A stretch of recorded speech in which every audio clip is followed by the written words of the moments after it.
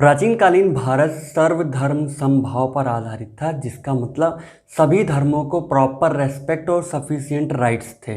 लेकिन मध्यकालीन भारत आते ही आते यह स्थिति बिगड़ गई और जजिया कर जैसी कुरीतियों का आगमन हुआ, जिसे औरंगजेब जैसे मुगल शासकों ने तक मेंटेन रखा। उसके बाद अंग्रेज़ों के थ्रू भारतीय रिलीजियस बिलीफ को तोड़ने और उसके ऊपर डोमिनेट करने का प्रयत्न किया गया, जिसका मतलब ये है कि भारत ने रिलीजियस मैटर्स में कई सौ सालों से प्रॉब्लम्स का सामना किया और इसी को ख़त्म करने के उद्देश्य से कॉन्स्टिट्यूशन मेकर्स ने इंडियन कॉन्स्टिट्यूशन में कुछ प्रोविज़न्स सेटअप किए। क्या हैं वो प्रोविज़न्स? इनको जानने के लिए आइए आराम से प्रारंभ करते हैं।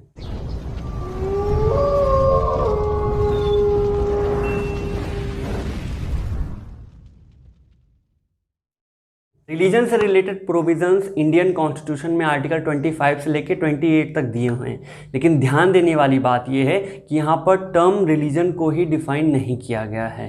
रिलीजन टर्म का जनरल मीनिंग किसी भी व्यक्ति का किसी धर्म में फेथ से है, उसके बिलीफ से है, उसके प्रैक्टिसेस रिचुअल्स को मानने से है। आर्टिकल 25 बात करता है freedom of conscience, freedom of profess, freedom of practice and freedom of propagate a religion के बारे में, जिसके अंतर्गत किसी भी व्यक्ति को भारत में यह राइट मिला हुआ है, चाहे वो सिटीज़न हो या ना हो। फ्रीडम ऑफ कंसाइंस का मतलब रिलीजियस बिलीफ को वर्बल और एक्शन दोनों के फॉर्म में एंजॉय करना होता है, जहाँ पे फ्रीडम ऑफ प्रोफेस का मतलब पब्लिकली अपने रिलीजियस बिलीफ को डिक्लेयर करना या उसको घोषणा करना होता है।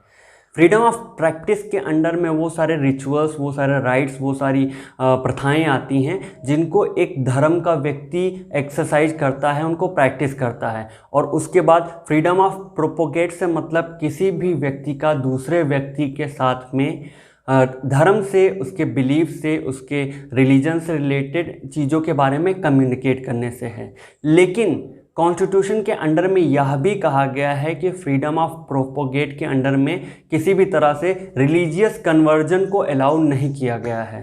नेशनल एंथम केस में जहां पे 3 बच्चों को जो कि जेहोवा विचारधारा को मानने वाले थे, उनको स्कूल अथॉरिटी के थ्रू नेशनल ऑनर एक्ट को वायोलेट करने के, उसका अपमान करने के बेस पे उनको स्कूल से निकाल दिया गया था। सुप्रीम कोर्ट में जब ये केस पहुंचा तो सुप्रीम कोर्ट ने ये कहा क्योंकि वो बच्चे अपनी विचारधारा के अंतर्गत वो राइट टू रिलीजन, जो फ्रीडम ऑफ रिलीजन था, उसको एंजॉय कर रहे थे और जो कि पूरी तरह से रीजनेबल था। उन्होंने राष्ट्रगान में भले ही एक्टिवली पार्टिसिपेट नहीं किया, फिर भी वो उसके सम्मान में खड़े हुए और यही पर्याप्त है। और अब आते हैं अपने दूसरे आर्टिकल जो कि 26 है, जिसमें freedom to manage religious affairs के बारे में बात की गई है, जहां पे कुल मिला के 4 पॉइंट्स बताए गए हैं।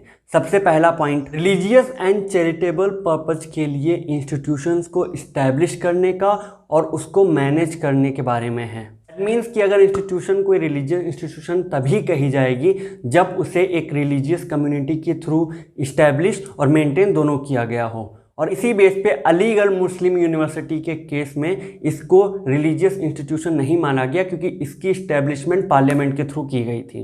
यहाँ पे दूसरा पॉइंट उन्हीं इंस्टीट्यूशंस के मैटर ऑफ रिलीजन से रिलेटेड है जिनको मैनेज करने का काम वही इंस्टीट्यूशंस करेंगी। इस आर्टिकल का तीसरा और चौथा पॉइंट ये कहता है कि अगर किसी इंस्टीट्यूशन ने इसके बाकी रिक्वायरमेंट्स अर्थात इस्टेब्लिशमेंट और मेंटेनेंस दोनों किसी रिलीजियस कम्युनिटी के थ्रू की गए हैं और उसके मैटर ऑफ रिलीजन जो भी हैं वो मैनेज किए जा रहे हैं उसी इंस्टीट्यूशन के थ्रू, तो उनकी अपनी आवश्यकता पड़ने पर, क्योंकि हर इंस्टीट्यूशन को कुछ प्रॉपर्टी जो मॉनेटरी और बाकी की प्रॉपर्टीज़ होती हैं उनको आवश्यकता होती है, तो आवश्यकता पड़ने पर उन्हें खरीदने का, उनको एक्वायर करने का और उनके मैटर में उनको जनरल प्रोविजंस बनाने का जो अधिकार मिला हुआ है। आर्टिकल 27 ये कहता है कि स्टेट किसी भी पर्टिकुलर रिलीजन पर किसी भी प्रकार का टैक्स नहीं लगाएगी और साथ ही साथ यह भी प्रोविज़न किया गया है कि स्टेट अपने जो टैक्स रेवेन्यूज़ हैं उनको किसी भी पर्टिकुलर रिलीजन के प्रमोशन के लिए खर्चा नहीं करेगी।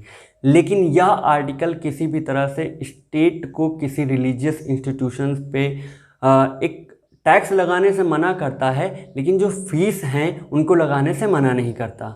आर्टिकल कहता है कि वो सारे इंस्टीट्यूशंस जो कि स्टेट फंड से मेंटेन किए जा रहे हैं वो किसी भी तरह का रिलीजियस इंस्ट्रक्शंस कॉलेज में अलाउ नहीं करेंगे।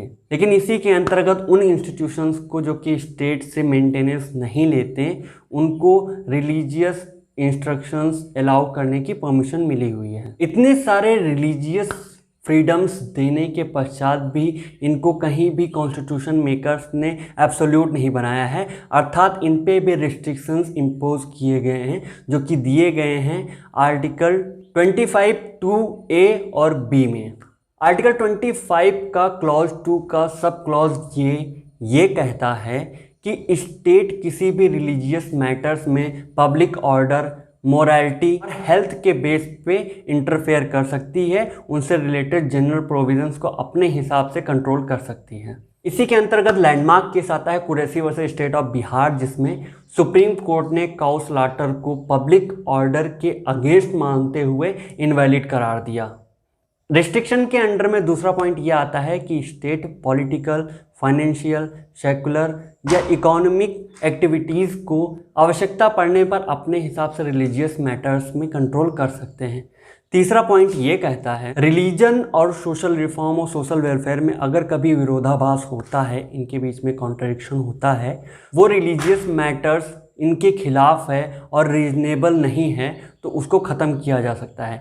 जैसे पुराने टाइम में सती प्रथा और बाल विवाह जो कि एक रिलीजियस कस्टम के अंडर में ही आते थे, उनको रीजनेबल ना मानते हुए ख़त्म कर दिया गया। आई होप आपको आर्टिकल 25 से लेकर 28 तक में मेन प्रोविजंस और लैंडमार्क केसेस समझ में आ गए होंगे। बाकी के कॉन्स्टिट्यूशन से रिलेटेड वीडियो के लिए बने रहिए हमारे साथ। नमस्कार।